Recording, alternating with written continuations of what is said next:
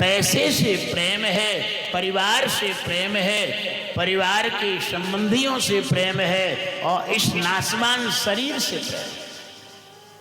तुम्हारा जिस शरीर में तुम बैठे हो, ये शरीर आज है, कल नहीं रहेगा, ये तय है। कथा की बातें तुम्हारे अंदर काम क्यों नहीं कर पा रही? कोई डॉक्टर, सर्जन ऑपरेशन थिएटर में किसी की सर्जरी कर रहा हो और सर्जरी कर नहीं पावे, क्या मतलब है? कथा तुम्हारी सर्जरी नहीं कर पा रही। सर्जरी का मतलब है तुम जहां फंसे हो, जहां अटके हो, जहां भटके हो, वहां से ये कथा तुमको उठा नहीं पा रही। क्यों नहीं उठा पा रही? उठा इसीलिए नहीं पा रही कि तुम्हारी जो भीतर की मान्यता है वो नाशवान पदार्थों के प्रति गहरी है, कथा के प्रति उथली है। बात मान्यता की है। तुमने माना किसको है?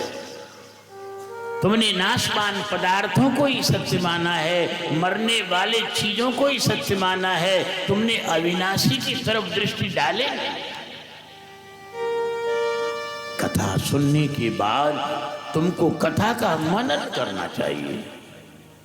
हमने क्या सुना और सुना वो सही लग रहा है कि नहीं? कथा में सुनने के बाद व्यक्ति घर जाकर के यदि मनन करता है तब समझ लेना कथा की दूसरी कक्षा पास हो। पहली कक्षा श्रवण है, और श्रवण भी ऐसा नहीं जैसा कि अभी शोरगुल हो रहा था, बात करने में लगी है, कथा चल रही है। सच्ची बात बता रहे हैं, जो कथा तुम्हारी आत्मा का उद्धार कर सकती है उस कथा में विघ्न डालने वाला नरकगामी होता है। कथायाम कीर्तिमानायाम, कथा चल रही है और उसमें आपस में कोई बात करता है, उसको अगले जन्म में गधे की योनि मिलती है, नरक जाता है, कथा उद्धार नहीं कर पाती। जिस मेडिसिन से तुम्हारे प्राणों की रक्षा होगी वही मेडिसिन तुमने गलत पद्धति से खाई है, तुम्हारे प्राणों को हर लेगी। जिस कथा के द्वारा तुम्हारी आत्मा का मोक्ष होना था, जिस कथा के द्वारा तुम्हारे अज्ञान की निवृत्ति होना था, जिस कथा के द्वारा तुम्हारा भ्रांति और भ्रम मिटना था, जिस कथा के द्वारा तुम्हारा मोह नष्ट होना था, उस कथा को तुमने सामान्य समझा है।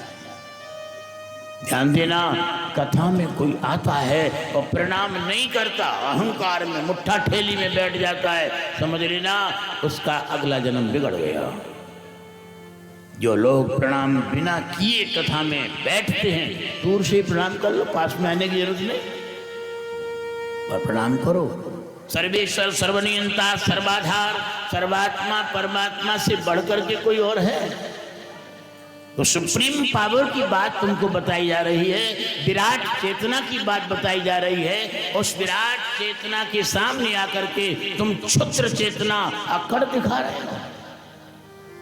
कथा चल रही है, बिना प्रणाम किए जो कथा में बैठता है उसको नरकगामी होना पड़ता है, और नरक से वापस लौटता है तो उसको विषैले पेड़ बनाया जाता है, धतूरा, अकौआ, कुचला, ऐसे पेड़ की योनि मिलती है। कथा में बैठा है व्यक्ति और मस्तक पर पगड़ी बांधे, ध्यान देना ये पगड़ी अहंकार का प्रतीक है। कभी कथा में पगड़ी बांधना नहीं। जो पगड़ी बांध करके कथा सुनता है उसको नरक जाने के बाद बगला की योनि मिलती है, बलाका ते प्रजायन्ते। ध्यान देना, हम नहीं कह रहे, ऋषियों का रिसर्च कह रहा है। कथा चल रही है और कथा वक्ता श्रोता के मध्य से कोई दौड़ के निकल जाए, श्रोता वक्ता के तारतम्य को खंडित कर दे, समझ लेना उसको ब्रह्म हत्या का पाप लग गया। कथा में किसी भी तरह का विघ्न नहीं होना। कथा आत्मा का उद्धार करने वाली है, कथा तुम्हारे चित्त का पोस्टमार्टम करने वाली है, कथा तुम्हारे मन की समस्या का समाधान है, कथा तुम्हारे अनंत जन्मों के पापों को नष्ट करने वाली है।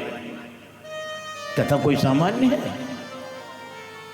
जिस कथा के द्वारा तुम्हारे अनंत जनों की समस्या एक झटके में खत्म हो जाए, उस कथा को कितनी संभाल के सुनना चाहिए।